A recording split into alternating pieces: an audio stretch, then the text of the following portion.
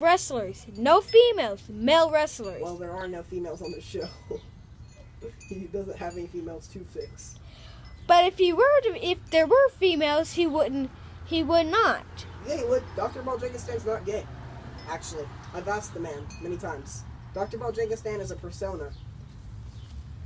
So Either way, yeah, he's a doctor, but he is a persona. Dr. Baljangostan is not gay, so let me just put that out there. Do you think your buddy Mac Attack is into any other things, or do you think he's just full on about girls? Mostly girls, but he does like.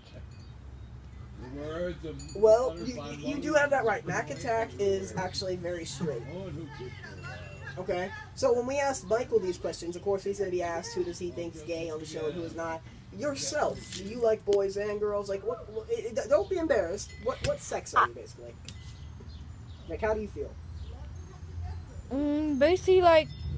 Basically, I'd go for girls, but I do like male friends. Well, you see, that's easy. So you're full on straight. You love female. That's pretty much it. Well, you see, this is how you can tell Mac Attack is straight. If you ever want to know, ask him what he does in his personal time. But you have to ask him off camera. I know he does in his personal time. And I'm just going to drop it to that. Well, we're about to go to another interview. Michael, you mind if we interview you? Sure, let's go for this. Alright, so we are here with Michael Jeffers Black. I'm not going to show the interviewer's face. Michael, first thing we're going to start off with. How did you come up with the new theme song, and how do you feel about your theme song fits your character? I feel that the theme song that I have now fits my character better because it has a higher energy. I wanted the next theme that I have to have a certain kind of energy to it, because the other theme song, it took too long to get to the actual energetic parts, and by the time I was actually in the ring, there had been no energy generated. So it went from this long guitar, then it goes on to just where bum, every single drop is what you got, dun, every single drop of what you got, dun, every single bit of all you have, and that's what it's gonna take to take someone down like Death Wish. You know, I feel like that actually fits him better. To know, it kind of brings about the idea that the match in question is going to take every single bit of everything that the wrestler that's up against them would have. Well, let's talk about your co-workers for a second. You have co-workers backstage. You work with other people. You work with the GM and the version of Mac that wrestles a heel. Is Mac Attack a good GM? Is he bad at booking? Does this kid really suck? Or is this kid's show, is he actually trying to make this into something? He's trying his best to make this into something, and it seems like a lot of unnecessary things just seems to get in the way. One of the reasons that the show is not bigger than what it really could be is overall there's somewhat of a lack of interest in the area. There's we live in pretty much the wastelands here. Friends in the neighborhood are really hard to come by, and to string together something like this, it actually takes friends, and people, and there needs to be a lot of people that actually care about what you're doing, and 9 times out of 10, those kinds of people are really hard to find. I mean, it wasn't like I was when I ran CCBW back in Coal City, where I had 15 wrestlers on my roster. It wasn't. It's not like anything like that, and I don't think and I think that's pretty much a 1 in a million shot to get that many people involved in a small thing like this. You have to have people that actually care and aren't just in it to try and make some sort of bogus name for themselves, and actually love wrestling for what it is. Well, let me stop you right there. We're going to ask you another question. You won every belt today on the show. You were first off drafted with that Enter title. Haven't put it on the line, except for once or twice, and you keep retaining it. How do you feel that you hold every belt now? Well, now that I have every belt, it really does change. It really does change the it changes my perception on just where I am and how much further along everybody else has to go, and they'll get there. They will get there. part of my contracting agreement is that these guys get worked up, and not just by me, but by other professional wrestling aficionados that will help them along the way and keep them to where they can get to where they need to be as a wrestler, and not be subjected to just overall foul training or trying to do this themselves, because professional wrestling is something that they can get hurt on. I've been in actual pro rings. I'm not gonna mention the names of the federations that have actually given me professional training over the years. Let me get into but another because question. hang on one second, because that could muddy their record, knowing that some guys out here doing the yard. But here's the thing, a lot of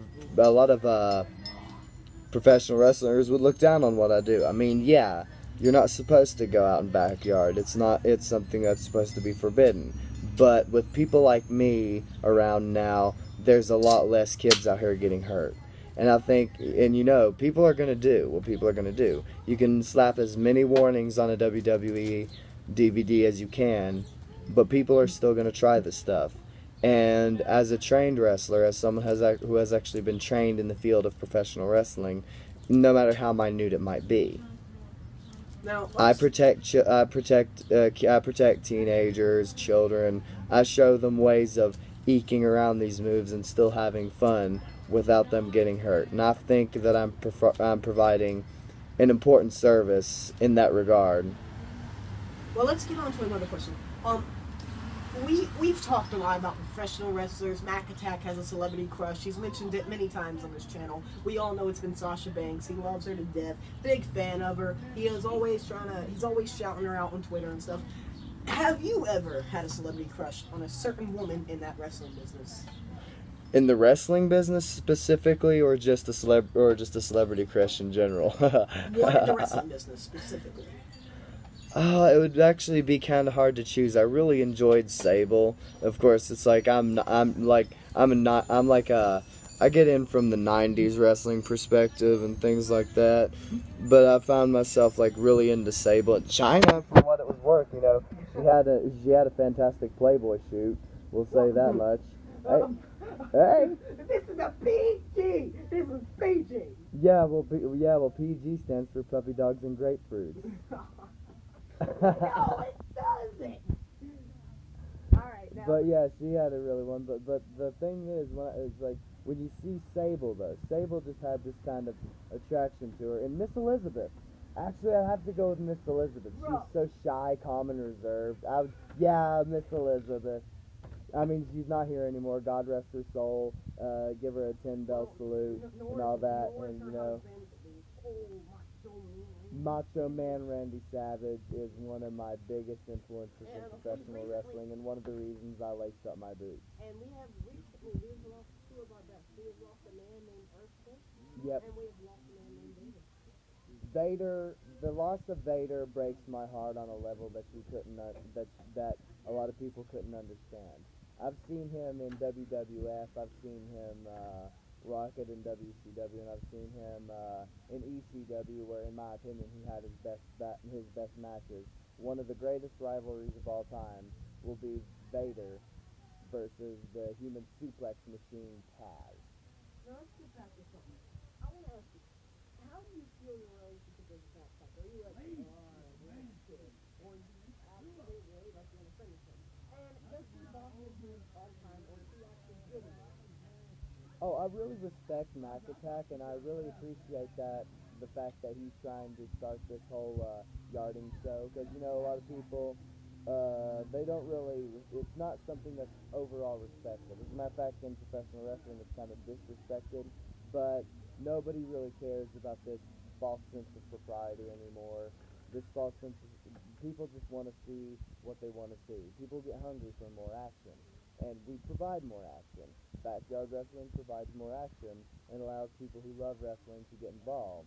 As long as they have somebody that can keep them safe, somebody that's been certified enough to keep them safe.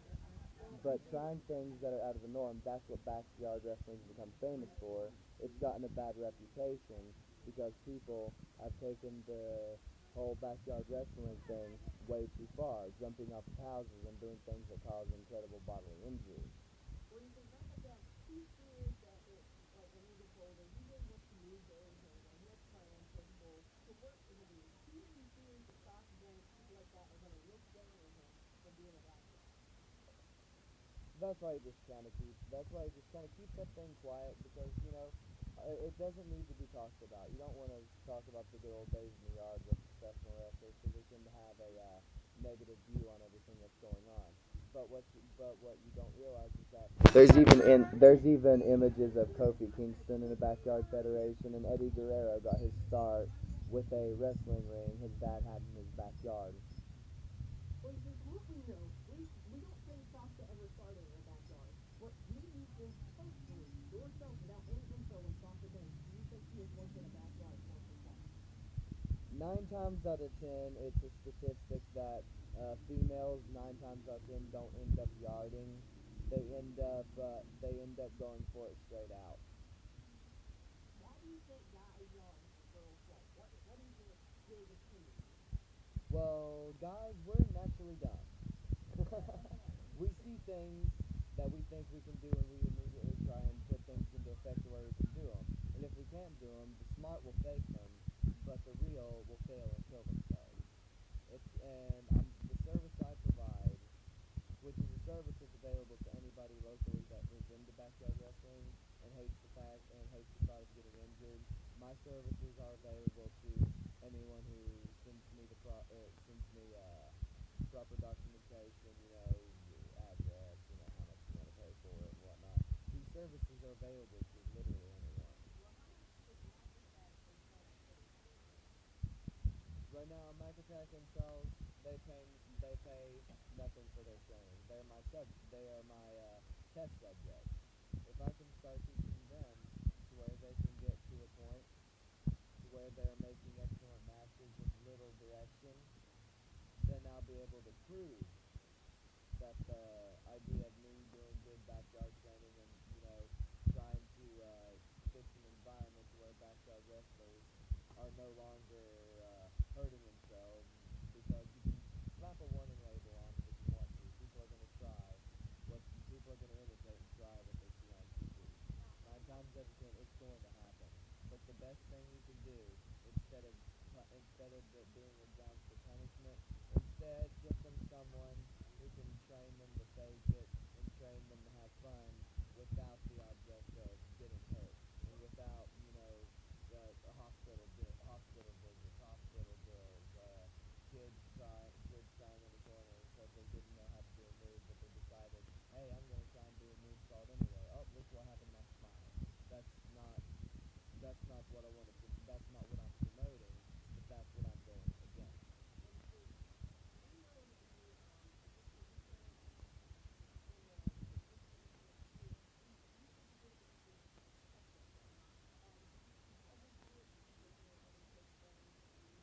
Oh yeah. Oh yeah. They're very close personal friends. And it has no. The fact that